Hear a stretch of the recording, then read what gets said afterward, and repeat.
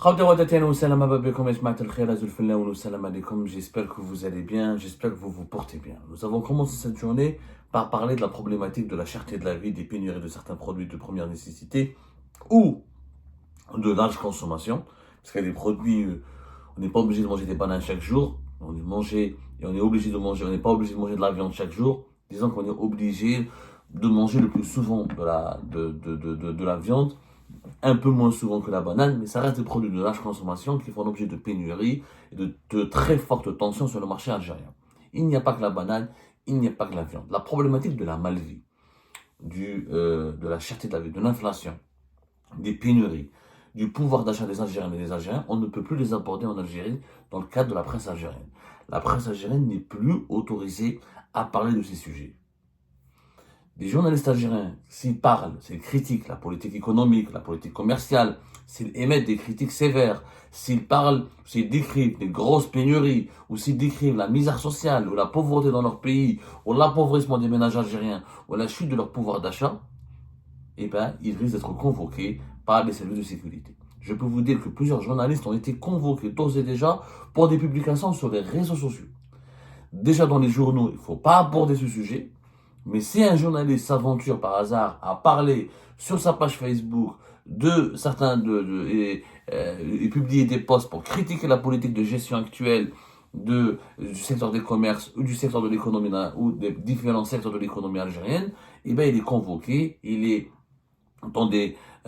convoqué par les services de sécurité, on lui fait une mise en garde, on fout son téléphone et on le soumet à des interrogatoires. Et malheureusement, ces interrogatoires ou ces auditions, ces arrestations, ces convocations surviennent juste après l'intervention de certains conseillers d'Abdelmajid Tebboune qui travaillent au niveau de la direction générale de la communication et des relations publiques de la présidence de la République, du palais présidentiel d'Al-Mouradia, qui contrôlent, qui surveillent, qui ont des cellules qui contrôlent et qui surveillent tout ce que produit la presse algérienne et tout ce que produisent les journalistes algériens dans leur espace privé, c'est-à-dire sur leur page Facebook, dans leur espace, parce que la page Facebook d'un journaliste, c'est comme son espace privé. Il dit ce qu'il pense, il dit ce qu'il a envie de penser, il dit ce qu'il a envie de dire, il partage, il commente, il analyse dans un espace privé bien déterminé, qui est sa page Facebook. C'est pas un journal.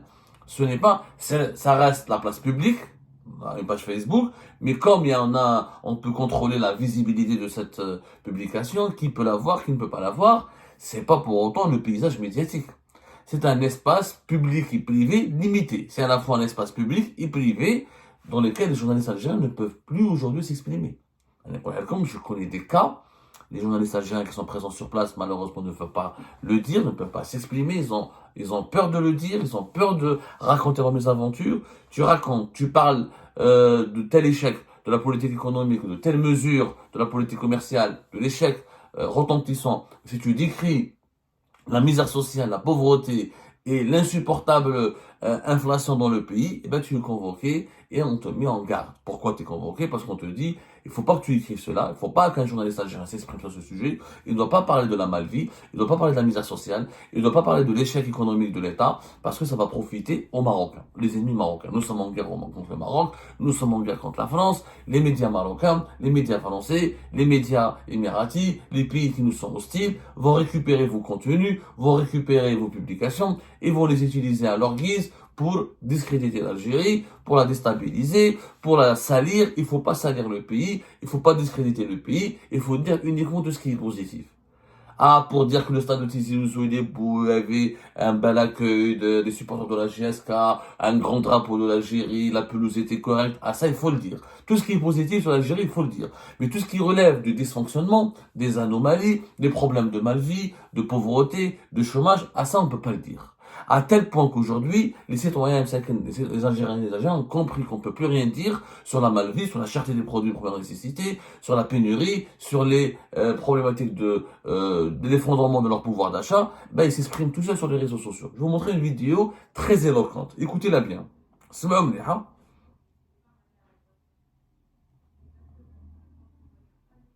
سجينا 220 ساعة يضلك على الحبس. والله العظيم شي بقى مخلوع. ساعات اقدر على السردين هاي 220 قطعها يعني قولها البطاطا شويه بطاطا 17000 ساعات يدخل الحبس ساعبني قول لك كيلو الباسي تاعها قول لك كيلو الباسي تاعها هاي ساعد والله لسيدي دير سامه ديني سربي قهوه لا 220 اسمع سربي قهوتك في قرعه صاحبي ونصبح بكري نخلصوا سرات لقجات ابو عبد الله ثاني Non, j'aurais réécouté là depuis le début, c'est mieux. سردينه 220 سردينه 220 ساعات يضلك على الحبس والله العظيم شو بقى مخلوع ساعات اقدر على السردينه هاي 220 قطعها يعني قولها كيلو البطاطا شويه بطاطا 17000 ساعات يدخل الحبس ساعبني قول لك كيلو الباسي تاعها قول لك كيلو الباسي تاعها هاي ساعد والله لسيدي دير سامه ديني سربي قهوه لا 220 اسمع سربي قهوتك في قرعه صاحبي ونصبح بكري نخلصوا سرات لقجات ابو عبد الله ثاني Donc, c'est des internautes algériens qui se moquent un petit peu de la presse algérienne et qui se moquent du pouvoir algérien en même temps en disant que voilà, est-ce que je risque d'aller en prison en disant ça?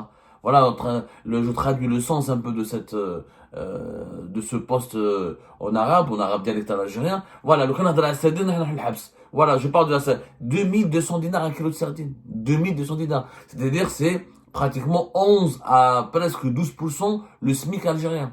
12% le SMIC algérien. Vous imaginez dans un pays normalement constitué, est-ce qu'il est normal de payer 12% du salaire minimum pour acheter un kilo de sardines? On parle pas de crevettes, on parle pas d'espadon, on parle pas du thon, on parle pas d'un poisson de luxe, on parle pas du merlan, on parle de la sardine. Dans un pays méditerranéen, plus de 1200 km de côte. 2200, et personne ne parle de ce problème. La pomme de terre, elle est à 17 dinars, 170 000 dinars depuis le début du mois du Ramadan. Elle est de plus en plus chère. Et personne n'en parle. Pourquoi? Parce que la presse algérienne n'a pas le droit de parler de ces problèmes. Elle n'a pas le droit de dire ça va mal dans le pays, que c'est très cher, que les Algériens n'arrivent plus, que leurs salaires sont trop faibles, qu'il y a des pénuries de certains produits de première nécessité, et qu'on n'arrive même pas à enquêter. Pourquoi? On a parlé tout à l'heure de la viande et de la banane. On a expliqué pourquoi elles sont devenues, il y a des queues, quand c'est pas cher, quand c'est cher, les gens ne les achètent pas, quand c'est très abordable, il y a beaucoup de queues, et les queues sont composées de plusieurs dizaines, centaines de personnes, et ça fait des scènes très humiliantes, où les gens sont obligés d'attendre des dizaines de minutes, au leur tour, pour acheter un kilo de banane à 260 dinars. Et on a expliqué tout à l'heure pourquoi ça ne fonctionne pas. Et on a expliqué tout à l'heure que la gestion soviétique du pays, à savoir les restrictions des importations, le boycott commercial contre certains pays qui ont fait des choix politiques différents de ce que l'Algérie défend dans le dossier du Sahara occidental, le fait que les importations de certains produits de large consommation comme les viandes et les bananes sont assurées ou par des sociétés étatiques, par des sociétés publiques, et que ces sociétés étatiques sont contraintes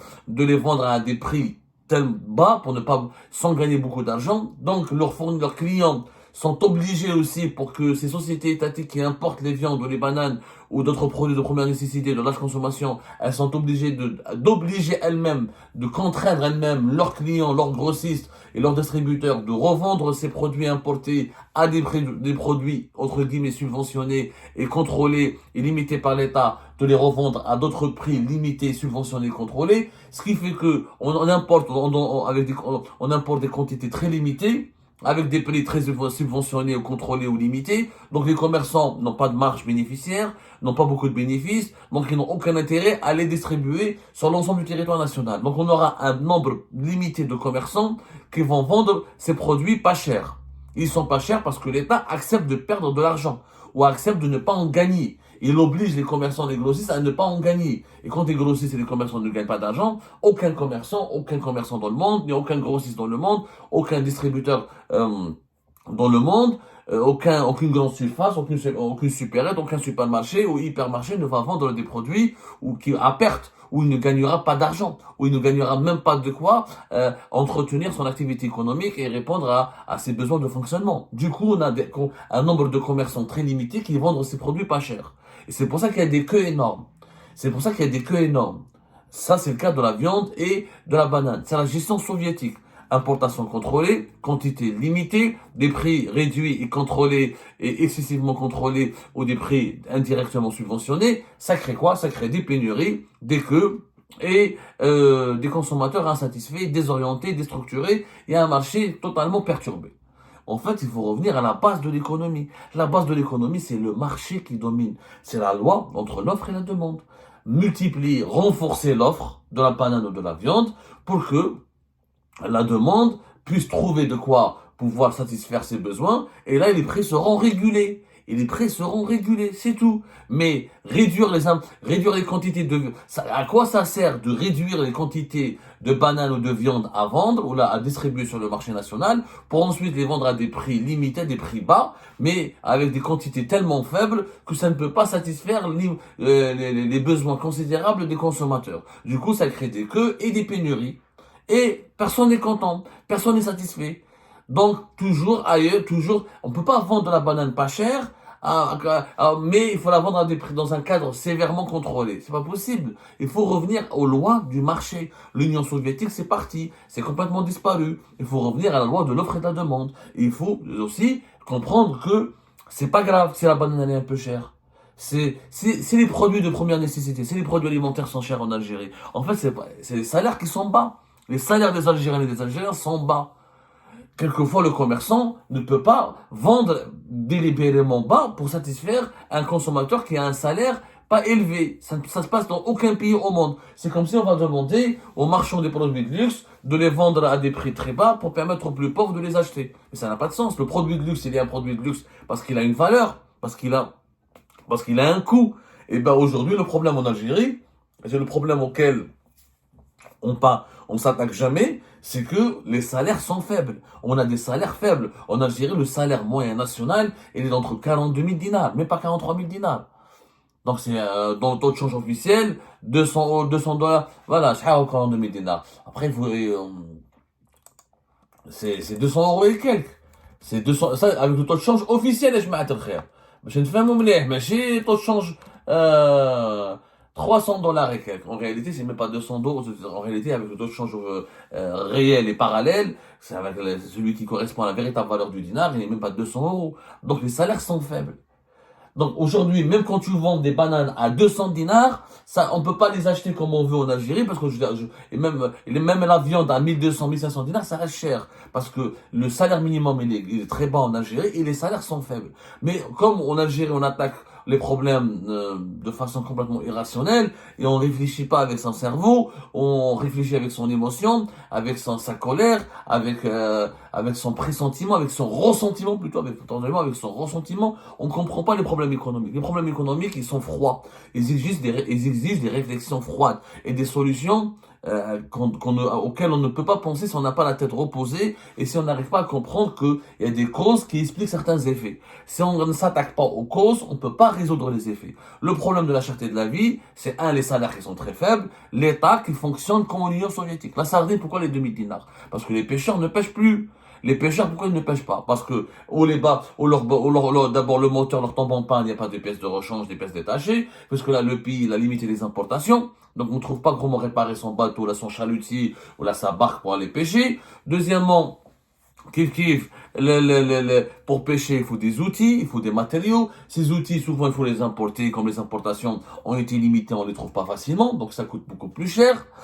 Troisièmement, le métier de la pêche, il faut des moyens conséquents. La pêche aujourd'hui, elle est moderne, elle est mécanisée, elle est automatisée. Nous sommes toujours dans le cadre d'une pêche traditionnelle, archaïque. La pêche n'attire plus les jeunes parce que beaucoup de pêcheurs maintenant ils arrêtent de faire de la pêche, ils utilisent leurs équipements ou leurs barques ou leurs bateaux pour transporter des haragas parce que c'est plus rentable de transporter des haragas que d'aller pêcher. Le marché, il est complètement déstructuré. Il y a trop d'intermédiaires entre le pêcheur jusqu'au consommateur final. Nous n'avons pas beaucoup de supermarchés. Nous n'avons pas beaucoup de marchés spécialisés dans les poissons, etc. Le circuit de distribution, il est mauvais. Tout ça, c'est des causes. On s'attaque, en Algérie, on pense à l'effet. 2200 dinars la sardine. Mais il y a des causes. Il faut s'attaquer aux causes. Et qui peut régler les causes? L'État. L'État, c'est quoi son rôle? C'est pas de déterminer les prix. C'est de réguler le marché, de fournir les moyens nécessaires pour que les acteurs économiques puissent travailler en toute harmonie. S'il y a les moyens nécessaires, si nous avons des circuits de distribution, si nous avons des supermarchés, si nous avons des pêcheurs bien équipés, modernes, si nous avons les composants et les pièces détachées des bateaux qui sont disponibles pour réparer et entretenir les bateaux, et les barques de pêche, et les bateaux de pêche, et les navires de pêche. Donc on n'aura pas de problème pour aller pêcher et pêcher suffisamment de sardines en quantité pour répondre aux besoins de la population algérienne. C'est cela. C'est ça, toutes ces causes-là. Ce sont ces causes. Les dirigeants algériens ne parlent pas des causes. Ils parlent que des effets parce qu'ils veulent faire le buzz. Et parce que les causes dévoilent leur incompétence, dévoilent l'échec de leur gouvernance et dévoilent leur incapacité à gérer le pays. Donc ils parlent que des effets en accusant toujours les étrangers, la spéculation, les spéculateurs, la mafia, le complot depuis l'étranger. Et la presse algérienne ne peut plus rien dire. La presse algérienne ne peut plus parler de ça. C'est pour ça sur les réseaux sociaux, les internautes se moquent. Voilà, je vais aller en prison. Tu peux pas parler de la sardine parce que tu vas aller en prison. Tu peux pas parler des tomates ou là tu peux pas parler des bananes parce que tu peux aller en prison. Tu peux pas parler de la pomme de terre parce que tu peux aller en prison. Parce qu'effectivement, c'est le risque. Les journalistes algériens aujourd'hui, on leur demande de ne rien écrire de négatif. On estime que c'est négatif. Ça donne une très mauvaise image du pays. Ça salit la réputation du pays. Donc ça profite aux Marocains, ça profite aux Français, aux Émiratis, aux personnes qui détestent l'Algérie. Il faut pas en parler, il faut pas diffuser ce genre de contenu. Il faut juste dire que tout se passe bien, que l'Algérie va bien, que les Algériens mangent à leur faim, qu'on n'en avons pas de pauvres, mais on peut pas vivre dans le mensonge. C'est parce qu'il y a des Marocains qui manipulent, qui prennent nos articles pour les interpréter à leur manière, qu'on doit cesser de parler de la réalité de notre pays. En Algérie, à l'époque de Bouteflika, qu'on le veuille ou non, on parlait de la cherté de la vie, on parlait de la malvie, on parlait des pénuries, on parlait des commerçants, on faisait des émissions de télévision, il y avait des enquêtes, les journalistes attaquaient, justement, et on alertait. Parce qu'une presse libre, c'est une presse qui peut aider le gouvernement et les dirigeants à comprendre les causes des effets désastreux sur le pouvoir d'achat des Algériens. Aujourd'hui, les dirigeants n'ont pas de source. On leur dit que tout va bien.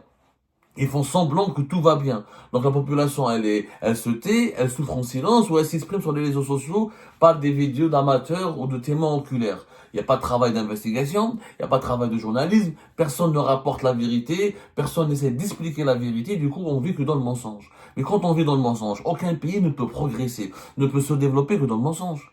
Si le journaliste ne fait pas son travail, n'alerte pas le dirigeant. Le journaliste est un partenaire des pouvoirs publics, c'est pas l'ennemi des pouvoirs publics. Un journaliste qui fait son travail, qui rapporte la vérité, qui rapporte le mal-être des citoyens, qui explique ce mal-être, il permet aux dirigeants de repérer facilement les problèmes pour ensuite leur proposer des solutions. Mais quand le journaliste ne parle pas, quand c'est la loi de l'omerta, du silence qui règne, qu'est-ce qui va se passer? Eh ben, il va se passer que la malvie, la précarité, l'appauvrissement, les frustrations collectives, et on est dans un pays de malheureux.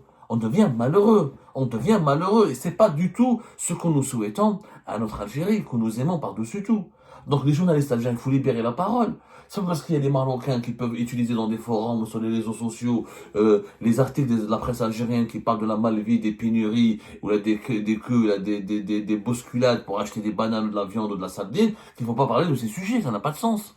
Ça n'a pas de sens. Cette manière de gérer n'a aucun sens. Les journalistes algériens ne peuvent plus rien dire. Et attention, je l'ai dit tout à l'heure, même sur leur espace, leur page Facebook personnelle, ils sont contrôlés par des conseillers de la présidence. C'est des conseillers de la présidence qui créent des profils et une cellule qui scanne régulièrement, pour ne pas dire quotidiennement, les publications Facebook de des journalistes algériens les plus connus, les plus populaires, qui ont les plus de contacts, des journalistes algériens qui travaillent dans des rédactions connues, etc., ou la populaire réputée. Leurs publications personnelles, elles sont scannées. À la moindre, dès qu'on franchit une certaine ligne, la ligne elle est très étanche. Dès qu'on parle de l'échec économique de la politique du gouvernement, dès qu'on parle de la dépénurie, dès qu'on parle de la malvie, dès qu'on parle de l'inflation exagérée, excessive et injustifiée, on risque à la présidence, les services de sécurité reçoivent de leur part, de la part de la présidence, de ces cellules de la présidence de la République des instructions pour convoquer ces journalistes, les harceler, les intimider et les mettre en garde. Attention, ne publiez plus rien sur votre page Facebook, ne publiez plus rien dans votre journal, parce que nous sommes en guerre contre le Maroc, parce que nous sommes en guerre contre la France, on ne veut pas salir l'image du pays. Eh ben, vous voulez pas salir l'image du pays, développer le pays? Il n'y a pas de raison. C'est pas normal que dans un pays comme l'Algérie, on fait la queue pour des bananes, on trouve pas la viande, on trouve pas les sardines. C'est pas normal. C'est pas normal. Un pays continent. Et des solutions existent. Pour que les solutions puissent être expliquées, il faut libérer la parole de la presse. Il faut dire aux Algériens et aux Algériens qu'il faut revenir au fonctionnement rationnel de l'économie. L'économie, elle a un principe, c'est simple. La liberté d'entreprendre, la liberté de commercer, la transparence, la concurrence loyale et l'offre et la demande. Plus il y a de l'offre, plus la demande pourrait acheter ses produits, ce qu'elle a besoin, à des prix abordables. Si l'offre elle est quasi inexistante, eh ben, on est très limité, les prix augmentent. Il faut arrêter avec les restrictions aux importations. Et si on veut produire localement, il faut investir dans la production locale. Il faut les restrictions, la politique de la limitation des importations, depuis 2020, elle ne produit que des catastrophes. On n'a pas cessé d'en parler. On est en train de vivre comme en Union soviétique. C'est pas possible. On ne peut pas, l'État n'a pas à planifier, à contrôler l'économie. C'est un modèle qui a prouvé, qui a échoué déjà. L'État ne peut que réguler. C'est-à-dire, il met les bases, il met en place certaines lois pour garantir la concurrence loyale, pour garantir la transparence, pour garantir la légalité des opérations commerciales et économiques, et pas plus. Il régule, mais il n'est pas là pour s'impliquer dans l'économie, pour imposer des prix, imposer les quantités des produits qu'il faut commercialiser, imposer qu'est-ce qu'il faut consommer, qu'est-ce qu'il ne faut pas consommer. Ah, ça c'est prioritaire, ça c'est pas prioritaire. Ça c'est pas le rôle de l'État, ça c'est le rôle du marché. C'est pour ça qu'on parle d'économie du marché.